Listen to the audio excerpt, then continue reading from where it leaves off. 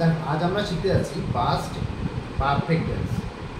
এই টেন্সটা খুবই একটি গুরুত্বপূর্ণ টেন্স এবং এই টেন্সটাই সব থেকে ভুলিয়ে যাওয়ার সম্ভাবনা বেশি থাকে এবং সবাই এই টেন্সটাই সব থেকে বেশি ভুল করে।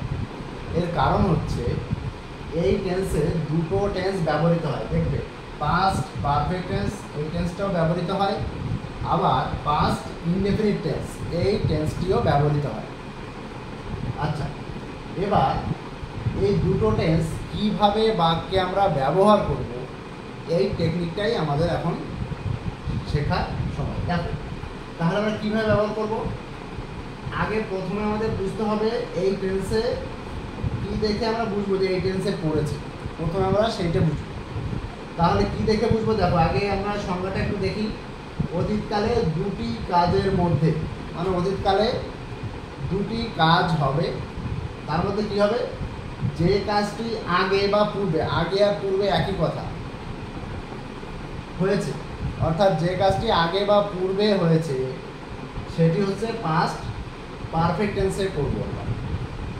ভালো করে বুঝতে হবে যে দুটো কাজ হবে, যে কাজটি আগে ঘটবে সেইটা হচ্ছে আমরা পাস্ট পারফেক্ট টেন্সে করব, আর এবং যে কাজটি পরে হয়েছে সেটি হচ্ছে পাস্ট ইনডেফিনিট টেন্সে করব আমরা। এইটা আমাদের ভালো করে মনে রাখতে হবে। এবার দেখো, এবার আমরা চেনার উপায়টা এবার একটু অন্যভাবে দিয়েছি। কী বলেছি দেখো, দুটি কাজ সংঘটিত হবে এবং আগে পূর্বে এই শব্দ দুটোর মধ্যে যে কোনো একটার উল্লেখ থাকবে অথবা পরে শব্দের উল্লেখ থাকবে। এর মধ্যে যে কোনো একটা শব্দের উল্লেখ থাকবে বাক্যের মধ্যে, হয় আগে বা পূর্বের মধ্যে যে কোনো একটা থাকবে অথবা এই পরে এরকম শব্দের উল্লেখ থাকবে। এটা দেখেই আমাদের কিন্তু চিনতে হবে যে আমার এই বাক্যটি পাস্ট পারফেক্ট টেন্সে করেছি। তখন আমি কিভাবে আমি এই ট্রান্সলেটটা করব এইটা কিন্তু সবাই ভুলিয়ে ফেলে। এবং তুমি যদি মনে করো, যদি কাউকে পরীক্ষা করো, দেখবে 100 জনের মধ্যে হয়তো 90 জনই এইটা ভুলিয়ে ফেলবে এই টেন্সটা। দেখো তাহলে আমরা কীভাবে করব? দেখো পারফেক্ট টেন্সের গঠন হচ্ছে সাবজেক্ট, হ্যাড, তারপর ভার্বের ভিতরি ফর্ম, তারপর হচ্ছে অবজেক্ট। আর পাস্ট ইনডেফিনিট গঠনটা আমরা আগেও শিখেছি, ঠিক আছে? এই জন্য এটা আর এখানে দিচ্ছি না, বা আমি সংক্ষেপে দিয়ে দিতে হবে। এখানে পাস্ট ইনডেফিনিটের গঠন কি? সাবজেক্ট, ভি টু, অবজেক্ট, ঠিক আছে? এটা হচ্ছে পাস্ট ইনডেফিনিটের গঠন। অর্থাৎ তোমাকে কিন্তু এই দুটো টেন্স এখানে খাটাতে হবে। একটা হচ্ছে পাস্ট পারফেক্ট টেন্স, এটাও খাটাতে হবে, এবং পাস্ট ইনডেফিনিট টেন্স এই টেন্সটাও এখানে খাটাতে হবে, এরকমের বাক্য। তাহলে দেখো কীরকমের বাক্য থাকলে আমরা এই দুটো নিয়ম ব্যবহার করব। প্রথমে কি আছে দেখে নিই। আমরা স্টেশনে পৌঁছানোর পূর্বে বা আগে ট্রেনটি ছেড়ে দিল। দেখো তাহলে দুটো কাজ হয়েছে এখানে।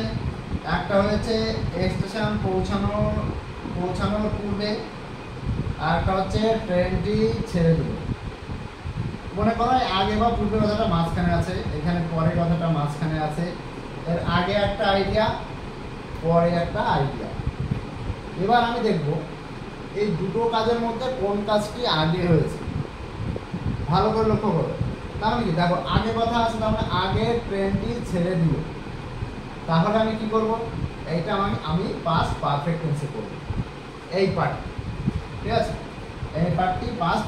এবার তোমাকে এইটা পারতে গেলে সব থেকে প্রথমে মনে রাখতে হবে এই টেন্সের প্রধান বৈশিষ্ট্যই হলো, আমরা দেখো প্রত্যেকটা টেন্স প্রথমে সাবজেক্ট, ঠিক আছে, প্রথম থেকে শুরু করতে করতে যায়, কিন্তু এটাতে মূল বৈশিষ্ট্য হলো লাস্টের পার্টটা প্রথমে করতে হবে, এই শেষের পার্টটা প্রথমে আনতে হবে। সেটা এখানে আগে থাকুক, আগে পরে যে শব্দই থাকুক না কেন, এই শেষের অংশটাকে তোমাকে প্রথমে আনতে হবে বা ব্যবহার করতে হবে, ঠিক আছে? এইখানেই কিন্তু সবাই ভুলিয়ে ফেলে, যেহেতু পরপর করতে গেলেই এই ট্রান্সলেশনটা ভুল যাবেই যাবে এবং সেটা এখন সম্পূর্ণ ভুল হয়ে যাবে। অতএব এই টেন্সটা করতে গেলে আমাদের প্রথম ফলো রাখতে হবে, এই লাস্টের অংশটা প্রথমে করতে হয়, সেটা আগে থাকুক আর পরে থাকুক, এইটাই প্রথমে আনতে হবে। প্রথম অংশ আনলেই ভুল। ধন্যবাদ। তাহলে কি করবো আমরা? ভালো করে লক্ষ্য করো। তাহলে এইটাই তো আমরা প্রথমে করব। তাহলে প্রথমটা আমি কোন টেন্সে করব? দেখো যেহেতু এখানে আগে আছে, আগে এই কাজটা হয়েছে, তাই এইটুকু আমি পাস্ট পারফেক্ট টেন্সে করব। দেখো তাহলে পাস্ট পারফেক্ট, এই কাজটা আগে হয়েছে, আর যেহেতু এইটাই আমাদের প্রথমে আনতে হয়, এই জন্য আগে প্রথমে সাবজেক্ট আসবে। পারফেক্ট টেন্সের গঠন কি? প্রথমে সাবজেক্ট, তারপর হ্যাড, তারপর ভিতরি প্লাস হবে। তাহলে এইটা এই গঠনটা আমার এইটুকু খাটাতে হবে। তাহলে দেখো প্রথমে দ্য ট্রেন, ট্রেন কি বলেছে? নির্দিষ্ট করেছে, এই জন্য আমরা দ্য ট্রেন কি, তারপর কি আনবো? সাবজেক্টের পর হ্যাড আমাকে আনতেই হবে, তাহলেই আমার এই টেন্সে পড়বে। দ্য ট্রেন হ্যাড, তাহলে কি ছেড়ে দেওয়া, ছেড়ে দিল। দেখো ছেড়ে দেওয়ার ইংরেজি কি?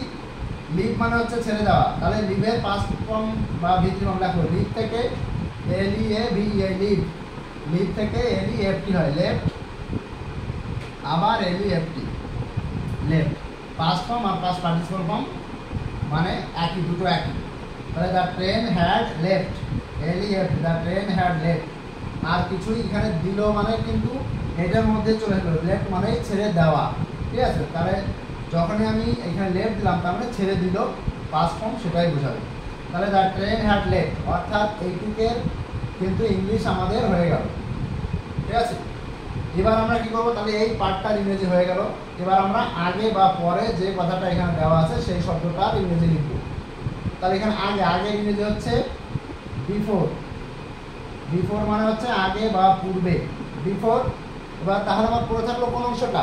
দেখো আমরা স্টেশনে পৌঁছানো, তাহলে এই অংশটা পড়ে থাকলো।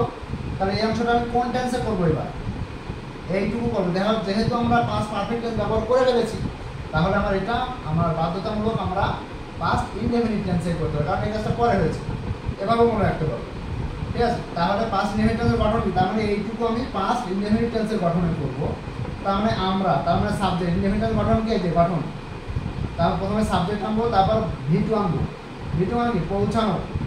তাহলে রিচ ওই থাকে হয় কি? পাস্ট ফর্ম কি? Reached, REACHED, before we reached. তারপর কোথায়? দ্য স্টেশন, অবজেক্ট হচ্ছে the station, before we reached the station, STATION, station, ঠিক আছে? তাহলে এই হয়ে গেল আমাদের প্রথমটা। দেখো ইংলিশে ট্রান্সফার করা আর কি আমাদের হয়ে গেল। তাহলে আমরা প্রথমে মনে রাখবো যে এই ধরনের ট্রান্সলেশন করতে গেলে লাস্টের অংশটাই প্রথমে আনতে হয়, কিন্তু যদি এখানে আগে থাকে তাহলে প্রথম বাক্যে আমি হ্যাড আনবো। এভাবে মনে রাখতে হবে সংক্ষেপে, যে আগে আছে মানে আগে হ্যাড আনবো, ঠিক আছে? আর এখানে পরের বাক্যটায় পরে থাকবে, পরে থাকবে মানে পরের বাক্যে হ্যাড আনবো, এভাবে মনে রাখতে হবে, ঠিক আছে?